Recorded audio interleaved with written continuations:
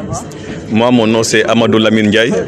Donc, je suis le coordonnateur du processus Kadri au Sénégal. Donc, M. Ndiaye, vous venez d'assister à un atelier de 2 jours sur le lancement du processus lié au risque. Donc, quelles sont les grandes lignes de cet atelier? Alors, merci. Avant de revenir sur les grandes lignes, je pense qu'il faut cadrer le contexte. Le contexte, c'est quoi? C'est qu'au niveau international, il a été demandé, nous avons un cadre international de réduction des catastrophes qui s'appelle le cadre d'action de Sendai. Et il a été demandé, il a été instruit même aux États qui ont signé, qui ont ratifié ce cadre, de mettre en place des stratégies nationales de réduction des catastrophes. Et au Sénégal, je pense que l'État a répondu à cette exigence. Et vous vous souvenez, en novembre 2019 et en avril 2020, à 2 conseils des ministres, le président de la République, il a réitéré cet intérêt pour que le Sénégal puisse satisfaire à cette exigence internationale. Raison pour laquelle nous sommes réunis aujourd'hui pour élaborer, en tout cas de manière participative, de manière inclusive, cette stratégie nationale de réduction des catastrophes qui, in fine, va servir de guide pour toutes les actions en matière de réduction de ces catastrophes au Sénégal. Et cette stratégie, justement, nous la faisons en relation avec ce qu'on appelle un processus Kadri. Kadri, c'est une initiative internationale qui est l'idée par le système des Nations Unies pour aider les États à mieux définir leurs capacités nationales en matière de catastrophes.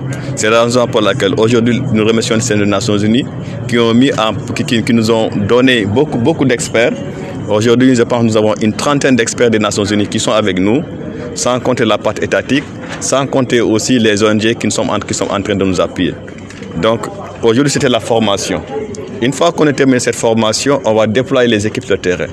Toutes les régions du Sénégal vont accueillir ces équipes-là autour de CRD spéciales. Aujourd'hui, comme vous le savez, le président de la République a instruit pour qu'on puisse territorialiser la réponse aux catastrophes. Il ne s'agit plus de rester au niveau central et de donner des directives. Il s'agit maintenant pour les gouverneurs de région, pour les maires, pour les collectivités et même pour les populations qui vivent au quotidien ces catastrophes, que ces populations puissent donner leur mot par rapport à la prévention, par rapport à la préparation et par rapport à la réponse aux catastrophes. C'est tout le sens de cet exercice-là. Et c'est un processus qui démarre aujourd'hui et qui va prendre après 3 à 4 mois pour qu'enfin qu'on puisse avoir cette stratégie nationale qui répond à un indicateur international que le Sénégal compte vraiment satisfaire d'ici quelques mois. Parlant de catastrophes au Sénégal, on a noté la recrudescence en tout cas des inondations, des incendies. Excusez-moi parce que je vous ai. Et sur ce, par rapport à cette élaboration du processus stratégique, quelles seront en tout cas les priorités? Est-ce qu'on va se concentrer sur ces situations-là? Il est évident que les inondations vont constituer une priorité. Il est évident parce que justement, nous sommes au Sahel.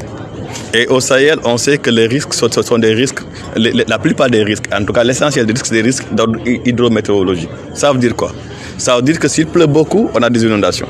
S'il ne pleut pas, on a des sécheresses.